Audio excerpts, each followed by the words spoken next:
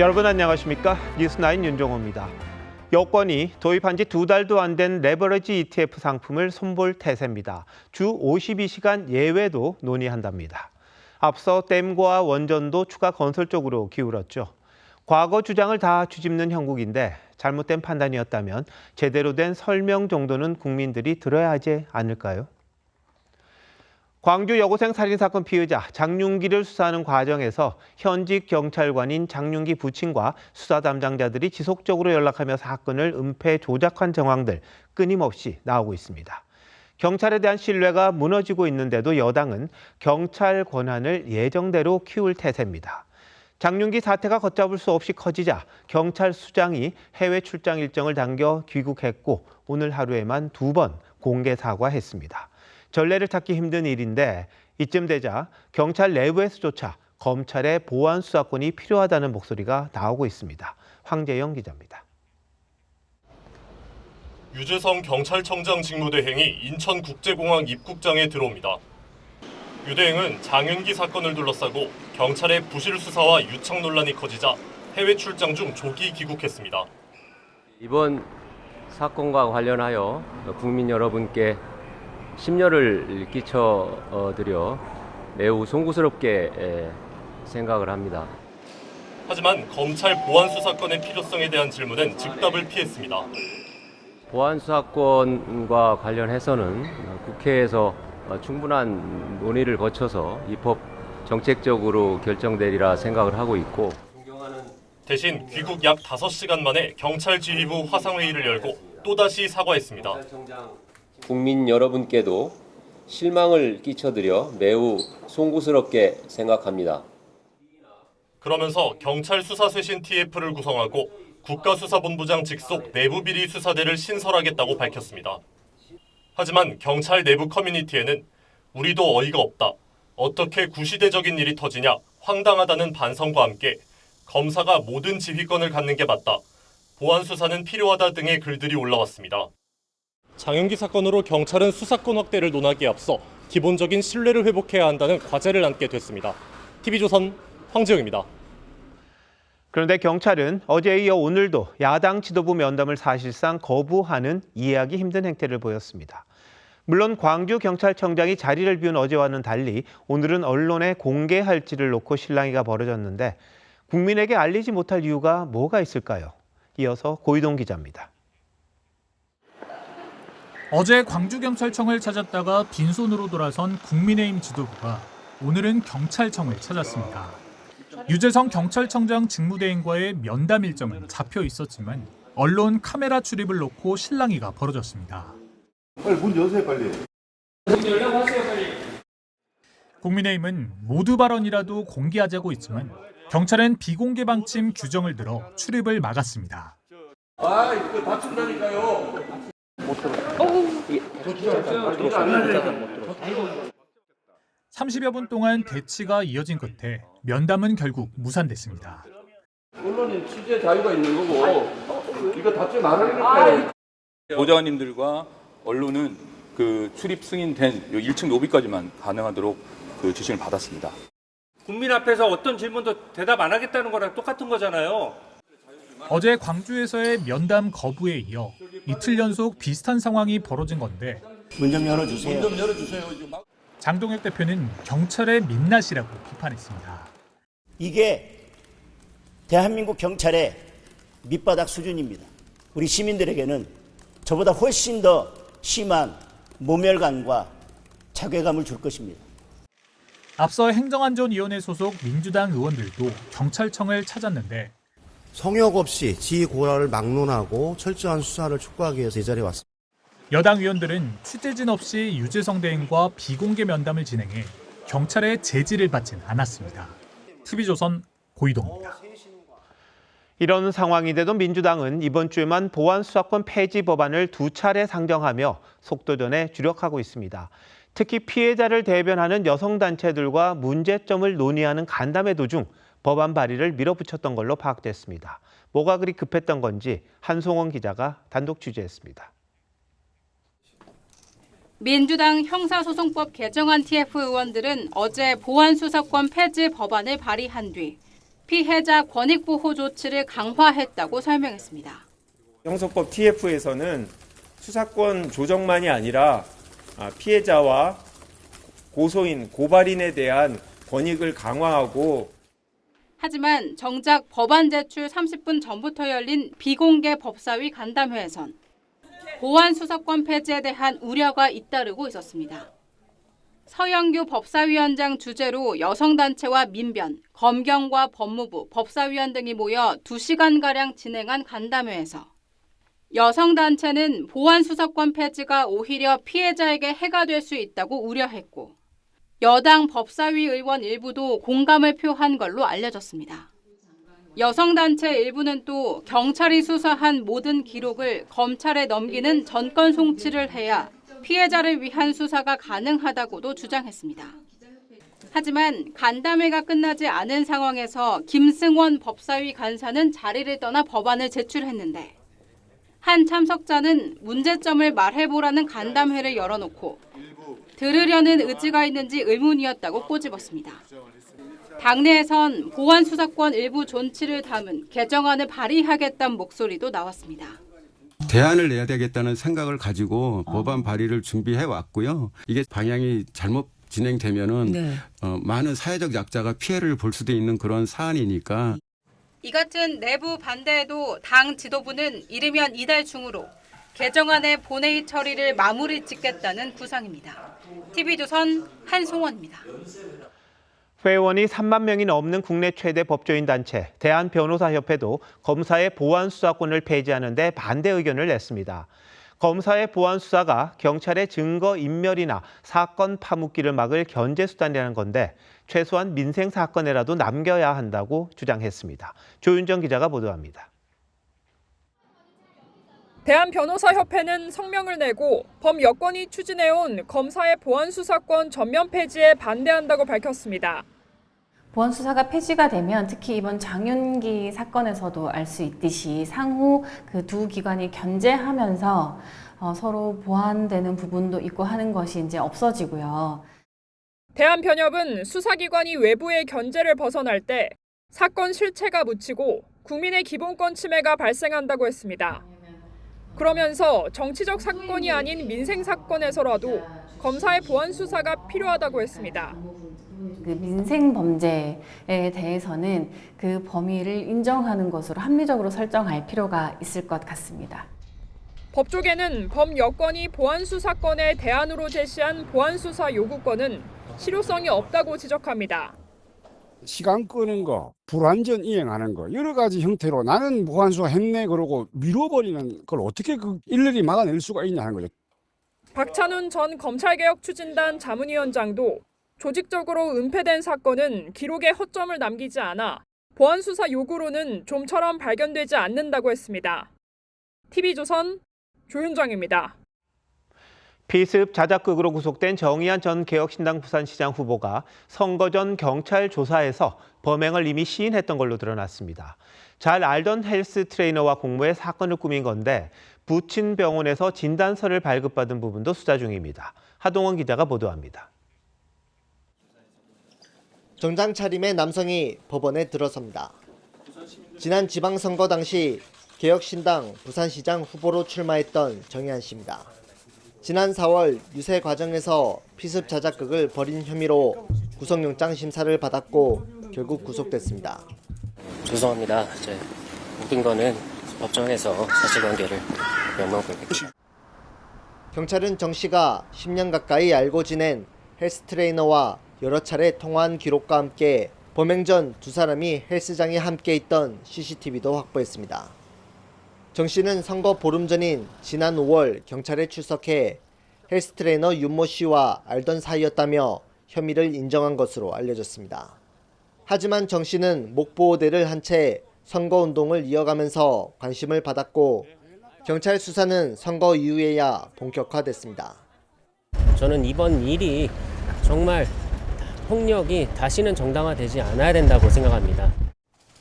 경찰은 자작극을 벌인 정 씨에게 뇌진탕 진단을 내준 정 씨 아버지 병원에 대해서도 수사를 확대하고 있습니다. TV조선 하동훈입니다. 경찰이 사전에 정의안 후보 테러가 자작극이란 사실을 알고 있었으면서도 왜 가만히 있었을까요? 야권은 경찰이 정치적 의도를 갖고 방치했다고 주장합니다. 당시 박빙이었던 부산시장 선거전에서 보수 표심을 분산시켜 전재수 시장 당선에 도움을 줬다는 건데 왜 그런 주장을 하는지 이태희 기자가 취재했습니다. 지방선거 일주일 전 열린 부산시장 후보 TV토론에서 정의안 전 후보는 거짓말 탐지기를 소품으로 꺼내 전재수 당시 민주당 후보의 발언을 검증하겠다고 했습니다. 정말 거짓말 탐지기를 통해서 이렇게 본인에 대한 의혹을 떨칠 수 있는 의향이 있으신지 좀 여쭙고 싶었습니다. 당시 정 전 후보는 경찰의 테러 피해는 자작극이었다고 자백한 뒤였습니다. 국민의힘은 경찰이 사태를 인지하고도 정 전 후보 선거운동을 그대로 방치해 오히려 선거를 혼탁하게 만들었다고 비판했습니다. 범보수 진영인 개혁신당 후보가 선거를 완주하도록 해 보수 표심이 분산됐고 결국 전재수 시장 당선에도 유리한 영향을 미쳤다는 주장입니다. 경찰이 부산시장 선거에 부당하게 개입한 것이며 보수표 분열을 통해서 전재수의 당선을 도운 것입니다. 부산 북갑에서 당선된 무소속 한동훈 의원 역시 자작극임을 선거 전에 알았다면 정 전 후보에게 투표할 시민은 훨씬 적었을 것이라며 선거 결과가 바뀌었을 수도 있다고 했습니다. 정 전 후보를 미리 사퇴시키지 않은 개혁신당의 책임론도 제기됐는데 개혁신당 측은 선거가 끝난 뒤에야 관련 사실을 인지했다고 해명했습니다. 국민의힘은 정 전 후보 테러 자작극을 수사한 경찰 지휘 라인에 선거 개입 의도가 있었을 거라며 공직선거법 위반 등의 혐의로 고발하겠다는 방침입니다. TV조선 이태희입니다.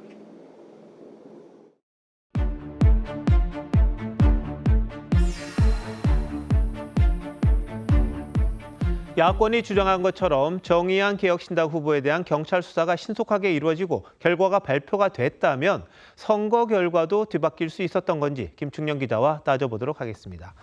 자, 김 기자, 정의안 후보가 자작극을 시인한 게 5월 중순 아닙니까? 이때 유권자들이 알았다면 결과가 좀 바뀌었을까요? 일단 부산시장 최종 결과를 보겠습니다. 당선된 전재수 후보는 88만 5천여 표, 2위인 박형준 후보는 83만 9천여 표를 얻었습니다. 격차는 4만 6천여 표입니다. 3위 정의안 후보는 2만 7,400여 표를 얻었습니다. 범보수인 개혁신당 정 후보를 지지한 유권자들이 모두 박 후보를 뽑았다고 가정을 하더라도 결과가 바뀌지는 않습니다. 하지만 선거가 덧셈이나 뺄셈만으로 되는 건 아니잖아요. 자작극 소식이 선거 판도를 뒤흔들었을 가능성 없었을까요? 네, 야권도 밴드웨건 효과가 있었을 수 있다고 말합니다. 이길 것 같은 후보에게 표를 더 몰아주는 현상을 뜻하는데 작은 이슈가 가져다준 상승세가 판을 뒤집는 경우가 실제 허다합니다. 5월 10일, 12일 실시된 여론조사에서 두 후보의 격차는 7%포인트 차이로 오차범위 바뀌었습니다. 5월 23, 24일 실시된 조사에서는 2%포인트 차이로 오차범위 안 접전이 됩니다. 서로 다른 기관의 조사라서 단순 비교는 곤란합니다만 박 후보의 상승세가 분명했는데 사실상 보수 단일화 효과까지 얻는다면 흐름을 가져왔을 수 있다는 게 야권의 주장입니다. 당시만 해도 2, 3주 정도 남았기 때문에 다른 여러 가지 여건, 선거 환경이 미칠 수 있는 부분까지 본다면 여야의 1대1 구도까지 생각한다면 아주 큰 영향을 줄 수 있는 문제이기 때문에 경찰 얘기 한번 해보죠. 경찰은 정 후보의 자백을 받았잖아요. 근데 선거가 끝나고서 보름이나 지난 다음에 외부에 알립니다. 왜 이렇게 늦게 공개를 한 겁니까? 예, 공정한 수사를 위해서는 이를 공개하지 않는 것이 맞다라는 설명입니다. 수사가 설익은 상황에서 섣불리 공개했다가 선거에 영향을 줄 수 있다는 설명인데요. 예, 물론 맞는 말입니다. 다만 경찰의 판단이 그때그때 달랐던 게 문제입니다. 2018년 울산시장 선거를 앞두고 당시 자유한국당 후보로 김기현 당시 시장이 확정이 됐는데 울산 경찰청은 청와대에서 이첩받은 의혹을 근거로 바로 당일 김기현 시장의 시장실과 비서실을 전격 압수수색합니다. 결국 6월 지방선거에서 민주당 송철호 후보에게 패배합니다. 그런데 사건은 이듬해 무혐의로 결론이 납니다. 자, 정의연 수사와는 완전히 다른 그런 상황인데요. 기준이 있습니까? 예, 선거 관련 수사는 신속하고도 정확해야 합니다. 선거가 끝난 뒤에 진실이 밝혀져도 유권자의 선택을 돌릴 수는 없습니다. 그런데 문제는 그 기준이 없습니다. 수사기관이 제멋대로 해석할 여지가 큽니다. 2016년 미국 대선 당시 선거 11일을 앞두고 FBI는 힐러리 후보가 사설 이메일로 기밀을 주고받았다는 이른바 이메일 스캔들 재수사에 착수합니다. 당시 FBI는 공개하지 않는 것이 더 큰 은폐라고 주장했는데 사실상 정치 개입이란 비판을 받았습니다. 이후 미국 법무부는 수사기관이 선거에 영향을 미치는 수사나 기소 등 특정 절차의 시기를 선택해서는 안 된다고 규정을 신설했습니다. 구체적인 원칙이 없으면 제2, 제3의 정의한 사건이 반복될 수밖에 없을 겁니다. 기준이 없다 보니 빨라도 늦어도 다 시비가 될 것 같은데요. 국민 상식선에서 경찰이 행동하면 어떨까 싶기도 하네요. 김 기자, 잘 들었습니다.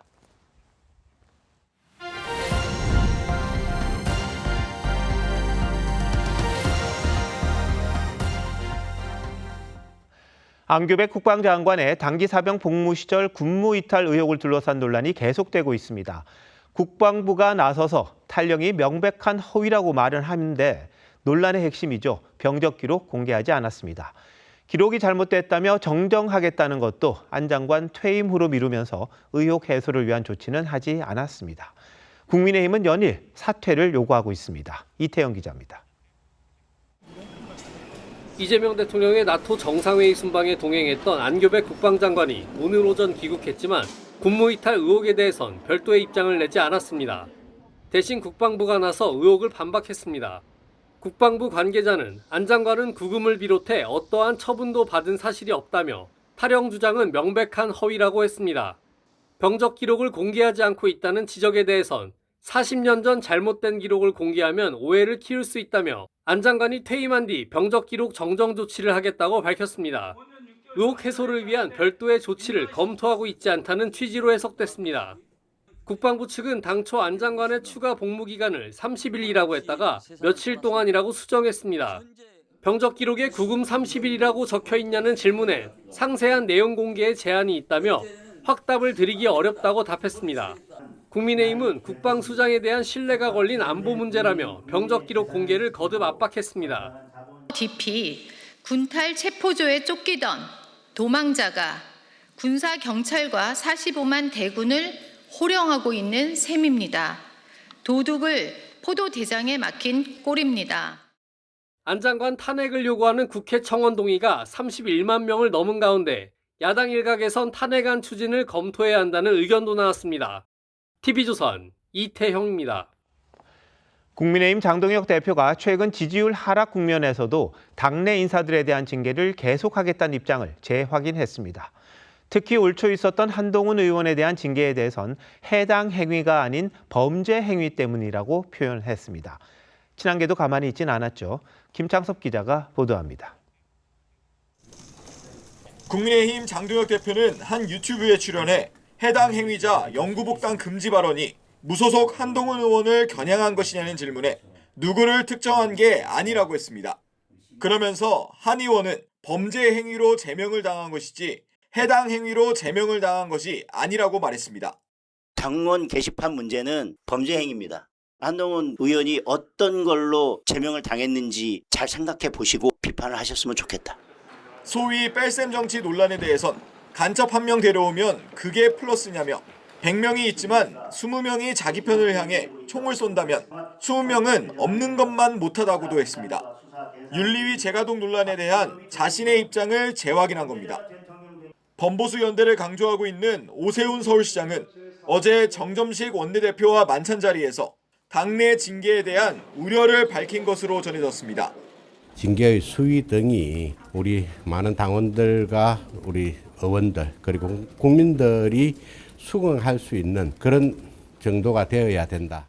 친한계 김종혁 전 최고위원은 장 대표를 향해 갈수록 막장을 향해 달려가는데 멈추길 바란다고 비판했고 김종인 전 비대위원장은 민심이 자신의 생각과 다르다고 판단되면 스스로 결단하는 것이 가장 현명한 조치라고 했습니다. 이런 상황에서 국민의힘 지지율은 한 달 만에 5%포인트 하락한 걸로 나타났습니다. 특히 보수세가 강한 TK에서도 일주일 만에 17%포인트 떨어졌습니다. TV조선 김창섭입니다. 정부가 속도전을 강조하고 있는 서남권 반도체 클러스터 사업에 미국 변수가 돌출했습니다. 광주 군공항을 이전하고 그곳에 공장을 지을 계획인데 주한미군과 협의할 문제가 남은 겁니다. 광주 군공항이 유사시 미군 전투기들이 뜨고 내려야 하는 공동 운영 기지이기 때문에 그런 건데요. 정부 속도전에 미국이 보조를 맞출지가 불투명합니다. 신경희 기자의 보도입니다. 광주 군공항 부지 820만 제곱미터 가운데 미군 전용 구역은 약 10분의 1 정도입니다. 활주로 등 한미가 함께 쓰는 시설까지 합치면 5분의 1이 넘습니다. 유사시 F-22 등 미 항공전력이 운용되는 공동 작전기지로 미군 인력도 소수 상주합니다. 유사시에 한미가 같이 공동으로 작전을 운영하는 기지가 파견대가 일부 있고, 특히 해당 지역은 소파, 주한미군 지휘협정에 따라 미군에 공여된 곳이라 이전을 위해서는 미국의 협조가 필수적입니다. 김용범 청와대 정책실장은 너무 당연한 얘기라며 한미 간 협의가 이미 시작됐다고 했습니다. 해당 기지를 운용하는 주한미 7공군 측은 광주기지와 관련해 중요한 군사적 이해관계가 있다며 모든 요구사항을 충족하고 강력한 연합 대비태세를 유지하기 위해 협조를 지속할 것이라고 했습니다. 다만 주한미군은 아직 결정되지 않은 정책 사안에 대해선 논평하지 않겠다며 다소 온도차를 보였습니다. 한미는 광주공항 이전 시기를 2033년 9월로 예정하고 6년째 협의를 진행해온 것으로 알려졌습니다. 미국 측을 상대로 공항 조기 이전을 설득할 수 있느냐가 정부가 강조하는 속도전의 또 다른 변수가 될 전망입니다. TV조선 신경입니다. 미국 본토에서도 변수가 생겼습니다. 미국 내에 삼성전자와 SK하이닉스 메모리 공장을 지으라고 미 고위 관리가 공개 압박을 했기 때문입니다. 두 회사는 이미 수십조 원을 미국에 투자하고 있는데 한국 서남권에 800조 원대 투자를 또 해야 하는 상황이라 미국의 압박이 거세질 경우 서남권 메가 프로젝트가 흔들릴 수도 있습니다. 박상현 기자가 알아봤습니다. 미국 뉴욕주의 마이크론 공사 현장을 찾은 하워드 러트닉 미 상무장관이 삼성전자와 SK하이닉스를 직접 지목했습니다. 삼성과 SK하이닉스를 미국으로 불러와 생산시설을 짓게 하고 싶다고 말했습니다. 마이크론의 질투를 느끼면 결국 따라올 것이라며 추가 투자를 공개 압박했습니다. The largest investment in the history, the largest single investment in the history of the great state of New York. 트럼프 행정부는 세계 반도체의 40%를 미국에서 생산한다는 목표를 세웠습니다. 한국 기업들은 이미 대규모 미국 투자를 진행하고 있습니다. 삼성전자는 텍사스 오스틴에 180억 달러를 투자했습니다. 앞으로 텍사스에 370억 달러 이상을 더 투입할 계획입니다. SK하이닉스도 인디애나주에 38억 7천만 달러를 들여 첨단 패키징 공장을 짓고 있습니다. 여기에 메모리 공장까지 추가로 지으라는 요구가 나온 겁니다. 문제는 국내 투자입니다. 삼성과 SK하이닉스는 서남권에 800조 원을 투입해 메모리 공장 4개를 짓기로 했습니다. 미국 투자가 늘어나면 자금뿐 아니라 인력과 장비, 공장을 짓는 순서도 다시 정해야 합니다. 그렇다고 미국의 요구를 외면하기도 어렵습니다. 국내적으로도 그렇고 미국도 그렇고 하여튼 투자를 늘려달라는 요구니까 의사결정을 해야 될 것 같아요. 관세를 통해서 이제 압박을 할 가능성도 배제하기는 어렵습니다. 서남권 800조 원 메가 프로젝트가 시작부터 변수에 부딪혔습니다. TV조선 박상현입니다. 비가 내렸다 그쳤다 하는 날들입니다. 경기 북부에는 밤사이 많은 장맛비가 내렸습니다. 접경 지역 임진강 수위가 상승하면서 경기도는 주민들에게 대피령을 내렸습니다. 먼저 황선영 기자가 현장에 다녀왔습니다. 쏟아지는 장대비에 강변 풀숲은 모두 잠겼고 부러진 나뭇가지들이 거센 물살에 휩쓸려 떠내려갑니다. 어젯밤 사이 경기 북부 지역에 시간당 최대 60mm의 폭우가 쏟아지면서 임진강 수위도 빠르게 올랐습니다. 필승교 수위는 평소 대피 기준인 2m를 훌쩍 넘었고 군남댐 수위는 댐이 버틸 수 있는 최대치인 40m에 육박했습니다. 오후 3시 기준 이곳 군남댐 수위는 32m를 넘어섰습니다. 현재 초당 1,700톤 이상을 방류하며 수위를 조절하고 있습니다. 갑자기 불어난 물에 경기도와 연천군은 재난안전 문자를 통해 주민과 하천변 행랑객은 안전한 장소로 이동해달라는 대피령을 내리기도 했습니다. 엄청 쏟아져서 잠을 못 잤으냐. 3시에는 뭐 진짜 퍼붓는 것처럼 막 쏟아져서 물로다. 양동이로 퍼붓는 것 듯이 원래 처음으로 이렇게 물이 많아졌어. 북한에도 많은 비가 내릴 것으로 예보된 상황에서 북한 환강댐 방류 여부는 확인되지 않았습니다. 2009년엔 북한이 사전 통보 없이 환강댐 수문을 열면서 갑자기 불어난 물에 우리 주민 6명이 목숨을 잃었습니다. TV조선 황선영입니다. 충청 지역에는 어제까지 250mm가 넘는 폭우가 쏟아지면서 피해가 컸습니다. 10m 높이의 축대가 무너져 내렸고 비닐하우스는 온통 흙탕물로 뒤덮였습니다. 농민들은 망연자실입니다. 김다로 기자가 다녀왔습니다. 잘려나간 듯 무너진 흙더미에 낭떠러지가 만들어졌습니다. 바닥엔 벽돌이 널브러져 있습니다. 그제부터 이틀간 내린 비에 10m 높이 축대가 무너져 내린 겁니다. 저 앞산에서 물이 어마어마하게 내려왔어요. 꽝 소리 나서 쫓아가 봤더니 저쪽 축대가 무너져 버렸고. 축대 위 조경수 농장에선 매화와 해당화 등 나무 200여 그루가 쓸려 내려갔습니다. 장마가 끝난 게 아니어서 너무 걱정이 됩니다. 잠을 못 자고 있습니다. 농가 상황도 마찬가지입니다. 하천이 넘치면서 거센 물살이 덮쳐 인근 옥수수와 인삼밭이 완전히 쑥대밭으로 변했습니다. 4년간 정성스레 키운 인삼은 뿌리채 뽑혀나갔고 연그러 가던 옥수수는 흙더미에 파묻혔습니다. 밤낮으로 와서 이게 참 가꾼 건데 이거를 이렇게 하루 아침에 하루 저녁에 이렇게 됐으니까 요새 밥맛도 없어요. 진흙투성이가 된 비닐하우스를 바라보는 농민은 복구할 엄두조차 나지 않습니다. 받아들여야죠. 받아들이긴 하는데 좀 속은 쓰리고 누구 말 따라 웃는 게 웃는 건 아니겠죠. 이번 집중호우로 전국의 축구장 610개 면적 430여 헥타르가 농작물 피해를 입은 것으로 조사됐습니다. TV조선 김다로입니다. 주변국으로 눈을 돌려보겠습니다. 9호 태풍 바비가 동아시아에 접근하고 있습니다. 대만은 학교부터 주식시장까지 문을 닫았고 극심한 공포로 사재기 현상까지 벌어지고 있습니다. 일본 오키나와에도 최고 등급의 경보가 발령됐습니다. 이 소식은 이정민 기자입니다. 앞이 안 보일 정도로 폭풍우가 몰아칩니다. 주택들은 산산조각나 형체를 알아보기 힘듭니다. 태풍 바비가 괌과 로타 등 남태평양 섬들을 초토화시키고 북상하면서 동아시아 각국에 비상이 걸렸습니다. 최대 풍속 약 시속 170km. 1995년 이후 가장 센 태풍 소식에 대만은 초비상입니다. 최대 1m 폭우까지 예보됐고 사재기로 상점 진열대는 텅텅 비었습니다. 赶快趁这个目前的上班时间，赶快过来看一下菜，这样。因为通常像以前，如果是下班时间，可能6、7点的话，那你过来看，基本上都是被扫光。 수도 타이베이와 TSMC 본사가 있는 신주 등 지자체 10여 곳은 관공서와 학교가 문을 닫았고 증권거래소도 휴장했습니다. 주요 항공편 취소와 주민 대피도 잇따랐습니다. 일본 역시 오키나와 등의 대피령과 함께 최고 등급의 경계령이 내려졌습니다. 本日10日から明日11日にかけて暴風、高波、土砂災害、低い土地の浸水、河川の増水や氾濫、高潮に厳重な警戒が必要だと考えております。 50가구가 정전됐고 항공편과 선박 운항도 중단됐습니다.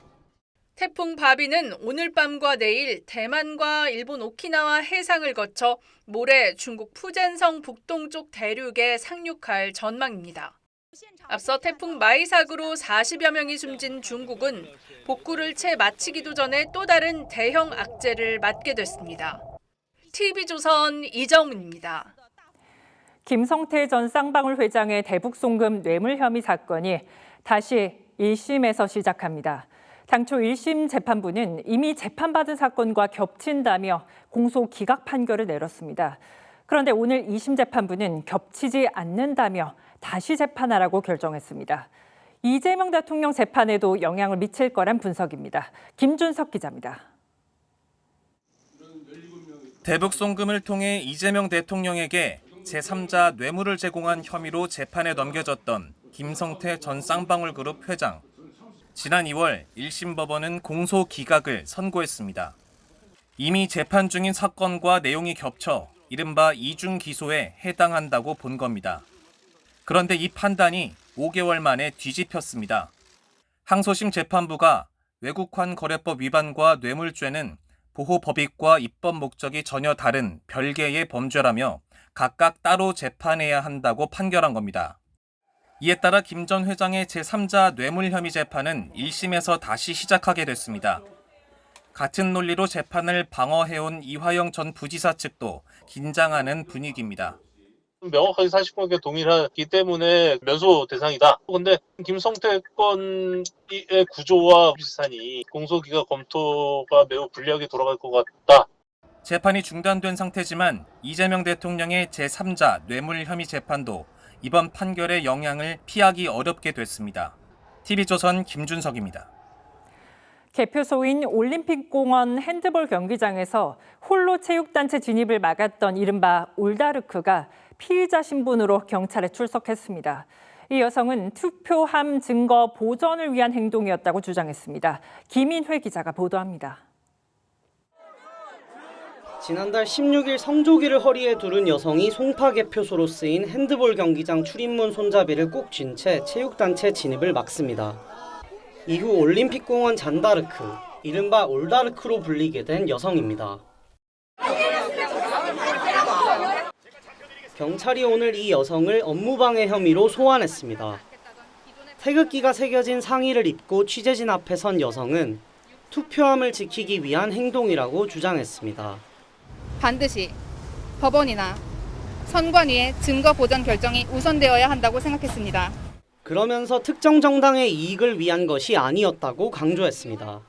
자유민주주의를 지키는 데 대가가 필요하다면 저 또한 기꺼이 대가를 치르겠다고 그렇게 결심했습니다. 하지만 경찰은 핸드볼 경기장에 입주한 체육단체들이 법인카드와 경기용품 등을 꺼내지 못해 업무에 방해를 받았다고 보고 있습니다. 여성의 신원을 특정한 경찰은 3주 만에 여성을 소환했습니다. 경찰은 소환 조사를 마치는 대로 올다르크를 상대로 구속영장을 신청할지 결정할 방침입니다. TV조선 김인혜입니다. 종합특검이 조성현 대령을 피의자로 소환했습니다. 조 대령은 계엄 당시 서강대교를 넘지 말라며 상부 지시를 거부해서 이재명 대통령도 참 군인이라고 치켜세운 인물입니다. 앞서 내란 특검도 조 대령을 입건하지 않았는데 특검끼리 엇박자를 냈습니다. 조유진 기자입니다. 12.3 계엄 당시 수도방위사령부 제1경비단장이던 조성현 대령은 국회 출동 지시를 받았지만 서강대교를 넘지 말라며 부하들을 멈춰 세웠다고 했습니다.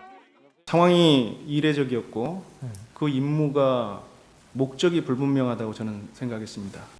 국방부는 조 대령에게 보국 훈장을 수여했고 이재명 대통령은 참군인이라며 격려했습니다. 그런데 종합특검이 조 대령을 내란 중요 임무 종사 혐의 피의자로 소환했습니다. 당황스러운데 기억된 사실대로 지금까지 진술하고 증언해 왔습니다. 특검은 조 대령이 계엄 당시 이진우 수방사령관으로 추정되는 인물의 전화를 받고 충성, 계속 작전하겠습니다라고 말한 통화 내역을 확보했습니다. 그거는 인사입니다. 군의 인사. 군의 특성을 이해하시면 아실 겁니다. 앞서 내란 특검은 조 대령이 이전 사령관 지시를 최종적으로 거부했다고 보고 입건하지 않았습니다.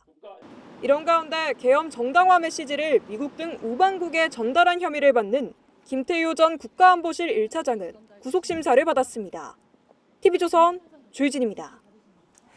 길을 가다 보면 쌩쌩 지나는 전동 킥보드에 놀랄 때가 많습니다. 시속 25km라는 속도 제한이 걸려 있는 게 그나마 다행입니다.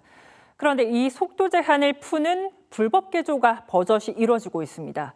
무려 시속 100km까지 높여준다는데 사고 위험은 훨씬 커질 수밖에 없습니다. 이나영 기자가 취재했습니다.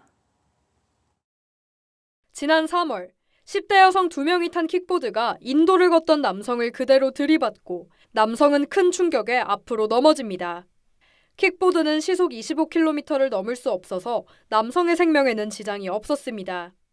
그런데 킥보드 속도 제한을 불법으로 풀어 시속 100km까지 높여준다는 업체들이 성행하고 있습니다. 가능은 하죠. 책임은 2만 원 정도, 100km 정도 속도 가는 거 사실 뭐 이런 거나 개인이 이제 세금을 준다 하시면 뭐 상관이 없지만 뭐 수리 정도는 해드릴 수 있는데. 인터넷에도 이른바 리밋 해제라고 불리는 속도 제한 해제법을 설명하는 영상들이 수두룩합니다. 1번으로 되어 있는 거를 2번으로 내리면 그 리밋은 바로 해제가 됩니다. 제가 지금 달린 속도는 시속 19km인데요. 이 속도에서도 바로 멈추기가 어려운데 속도 제한을 풀면 사고 위험도 더 커질 수밖에 없습니다. 킥보드 제한 속도를 불법 개조해 높일 경우 신고 없이 이륜 자동차를 사용하는 것이 돼 과태료 50만 원을 내야 합니다. 하지만 좀 더 직접적이고 강력한 처벌 조항이 있어야 한다는 목소리가 나옵니다. TV조선 이나영입니다. 수입차 하면 BMW나 벤츠 같은 유럽 프리미엄 브랜드가 먼저 떠오르곤 합니다. 그런데 수입차 시장의 무게중심이 바뀌고 있습니다. 가격 경쟁력을 앞세운 전기차 브랜드 테슬라와 비아디가 빠르게 치고 올라오고 있습니다. 이나라 기자입니다. 인천 송도입니다. 파란 번호판을 단 전기차들이 잇따라 지나갑니다. 10분 동안 이 사거리를 지나간 차량 500여 대 가운데 60대가 전기차입니다. 전기차를 선택하는 이유는 유지비 때문입니다. 40만 원 썼으면 그러면 12만 원 정도? 뭐 에어컨이라든지 막 이런 거 마음껏 틀어도 부담이 없지. 최대 약점으로 꼽혔던 충전 불편도 예전보다 줄었습니다. 충전 인프라는 전혀 저는 문제는 없고요. 아파트에서도 충전 가능하고 뭐 급할 때는 급속 충전도 가능하니까. 이런 변화는 수입차 시장에서 더 뚜렷합니다. 지난달 신규 등록 수입차는 38,059대. 이 가운데 전기차가 51.1%를 차지했습니다.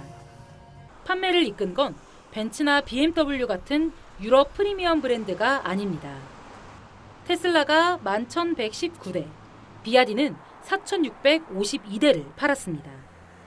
테슬라 같은 경우는 자율주행이 또 되다 보니까 실제 운전을 하다 보면 피로도나 그런 게 많이 경감되는 부분이 있어서 주력 차종의 가격대가 국산 중형 SUV와 비슷하고 저렴한 유지비와 소프트웨어 기능도 경쟁력입니다. 가성비 좋은 수입차에 대한 부분들, 특히 전기차에 대한 완성도 높은 이러한 부분들이 다양성이 커지고 있는 것이 소비자의 니즈가 변하고 있다고 볼 수가 있습니다. 다만 긴 충전 시간과 배터리 안정성, 중고차 가치 하락 문제는 여전히 넘어야 할 과제입니다. TV조선 이나라입니다. AI 시대를 맞아 메모리 반도체 최강자로 올라선 SK하이닉스가 우리 시각으로 잠시 뒤인 10시 30분 미국 나스닥에 상장됩니다. ADR로 불리는 주식 예탁 증서 형태인데요. 하이닉스는 이번 상장으로 265억 달러, 우리 돈 40조 원을 확보합니다. 최근 입성한 스페이스X에 이어 두 번째고 해외 기업으로는 중국 알리바바를 뛰어넘는 최대 규모입니다. 이번 상장으로 우리 반도체 기업들의 저평가도 해소될 거란 기대감이 큰데 서영일 기자가 과연 가능할지 짚어봤습니다. SK하이닉스는 주식을 새로 발행해 예탁기관에 맡겨두고 이를 담보로 미국 시장에서 예탁증서 ADR을 발행합니다. ADR 공모가는 149달러, 우리 돈으로 22만 4천 원 정도입니다. ADR 10주가 본주 함주와 맞먹는 점을 감안하면 미국 ADR이 오늘 한국 주식 종가보다 3.2% 높습니다. 공모주 청약도 경쟁률이 7대1이 넘으면서 흥행했습니다. 하이닉스는 자금 조달과 함께 국내 상장돼 있다는 이유만으로 저평가되고 있는 문제를 해결하기 위해 미국 상장을 추진했는데요. 미국의 마이크론은 이익 대비 주가 수준을 나타내는 선행 PER이 6.8배에 반해 삼성전자는 약 5배, SK하이닉스가 약 5.6배에 불과합니다. 우리 기업이 돈은 더 많이 벌지만 주가는 상대적으로 낮은 겁니다. ADR 가격이 오르면 국내 상장된 본주가 자연스럽게 따라 오르면서 가치가 재평가될 거란 분석이 나옵니다. 하지만 본주와 ADR을 쉽게 교환할 수 없다는 점 때문에 ADR 가격만 상대적으로 많이 오르는 경우도 많습니다. 실제로 1997년 미국에 ADR 상장을 한 대만 반도체 기업 TSMC는 ADR 가격이 대만 본주보다 적게는 4에서 5%, 많게는 20% 높을 때도 있었습니다. 때문에 한 외국계 증권사는 국내에서 하이닉스 주식을 팔아서 미국 ADR을 사라고 조언하기도 했습니다. TV조선 서영일입니다. 삼성전자와 SK하이닉스의 수익률을 2배 추종하는 일명 삼전닉스 레버리지의 부작용이 커지면서 여당인 민주당에서도 비판적인 목소리가 나오고 있습니다. 반도체 쏠림 현상을 심화시키면서 증시의 변동성만 키우고 있다는 건데요. 청와대는 성급하게 도입했다는 지적이 나오자 이제서야 필요하면 손을 보겠다고 합니다. 허유아 기자가 보도합니다. 지난 7일 국회 재경위, 삼전닉스 단일 종목 레버리지 상품의 도입 배경을 놓고 질타가 쏟아집니다.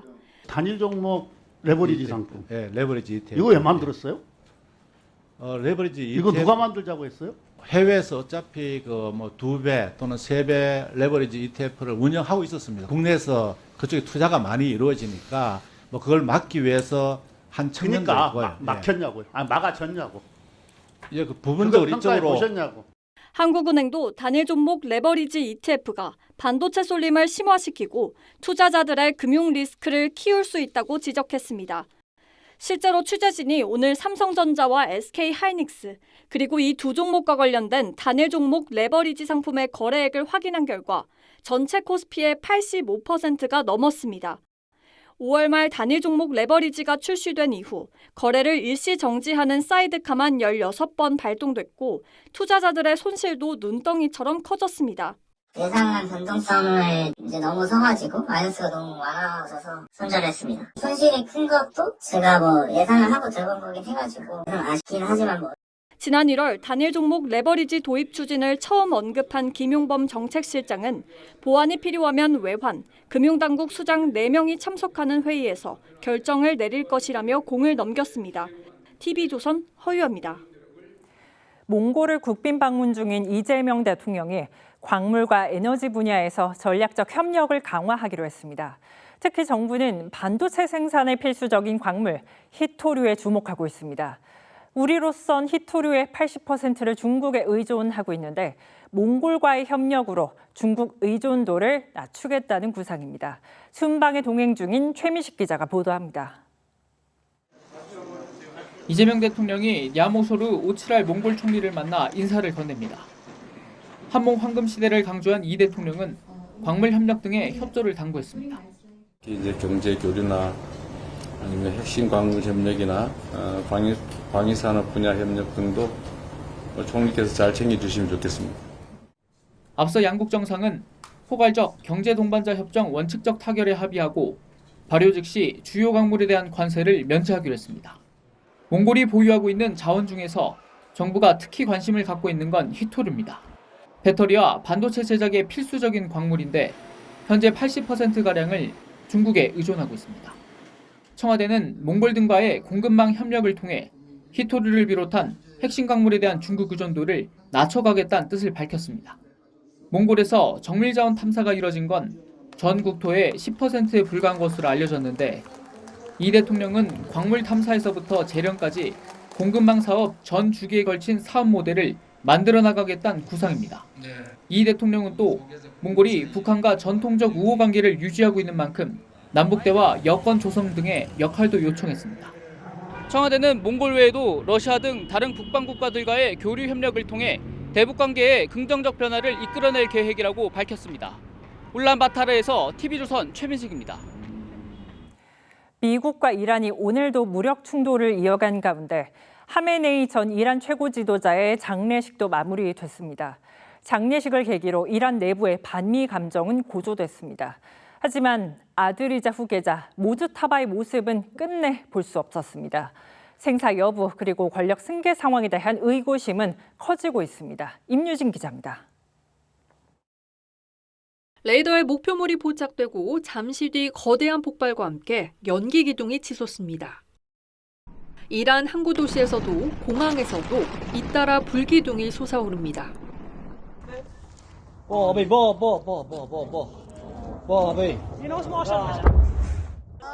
미 중부사령부가 호르무즈 해협 선박 피격에 대한 보복을 내세워 사흘 연속 이란에 공습을 퍼붓습니다. 부쉐르 원전 인근도 타격을 입었다고 이란 측은 주장했습니다.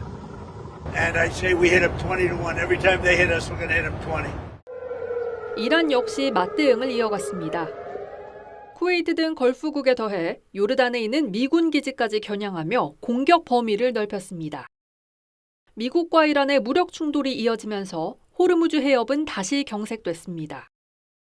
종전 양해각서 체결 이후 하루 평균 50척 수준까지 회복했던 선박 통행량은 4분의 1 수준으로 쪼그라들었습니다. 양측 모두 협상의 문을 완전히 닫지는 않고 있지만 이란 내 반미 여론이 변수란 분석도 나옵니다. 엿새 동안의 알리 하메네이 전 최고 지도자의 장례가 마무리되면서 이란 내에서는 애도의 눈물이 보복을 다짐하는 분노로 번지는 분위기입니다.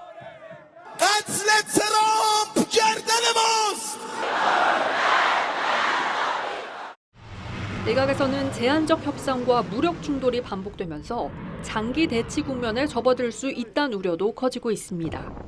TV조선 임유진입니다.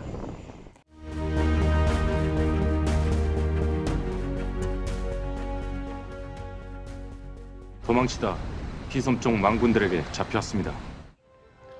이순신 장군은 병사들을 자식처럼 아꼈습니다. 전투가 벌어질 때마다 부하들이 기꺼이 목숨을 바친 이유였죠. 그래서 유성룡의 징비록을 보면 이순신 장군이 마지막 전투에서 전사하자 온 진영이 통곡하기를 마치 친족을 잃은 것처럼 하였다. 이렇게 돼 있습니다. 하지만 이런 이순신 장군도 결코 용서하지 않은 게 있었습니다. 바로 도망병입니다. 군율은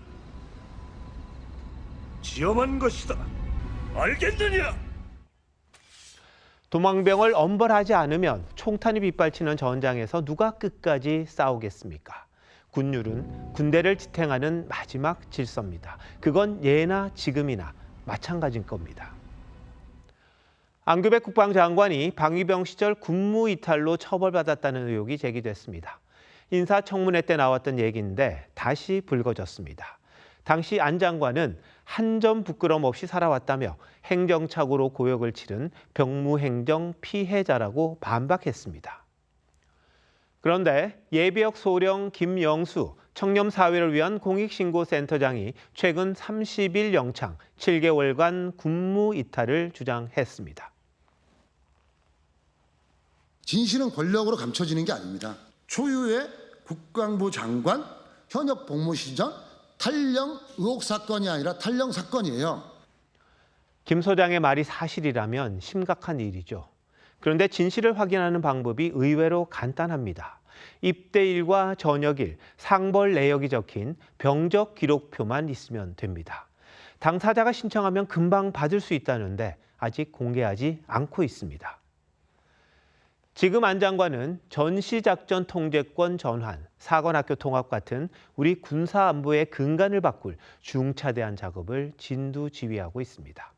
국방개혁을 성공시키려면 누구보다 장병들과 국민의 신뢰를 받아야 합니다. 객관적인 기록 한 장으로 끝낼 수 있는 논란이라면 더 이상 시간을 끌 이유가 없습니다. 군의 명예를 위해서도 장관 자신의 명예를 위해서도 지금 필요한 건 해명이 아니라 증거입니다. 시간을 끌면 끌수록 국가 안보에도 도움이 되지 않을 겁니다. 7월 10일 윤종우 앵커 칼럼 한 장이면 될 일이었습니다.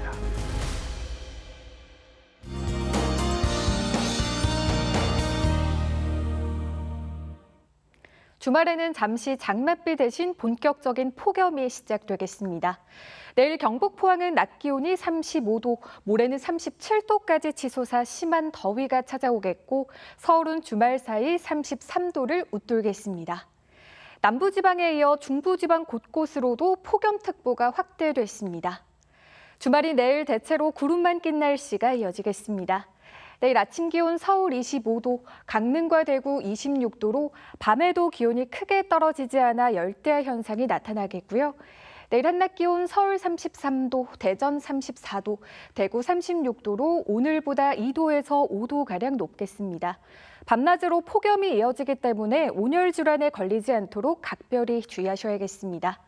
이번 폭염은 다음 주 중반에 다시 장맛비가 내리면서 누그러질 전망입니다. 날씨였습니다. 7월 10일 금요일 뉴스9 마칩니다. 시청해주신 여러분 고맙습니다.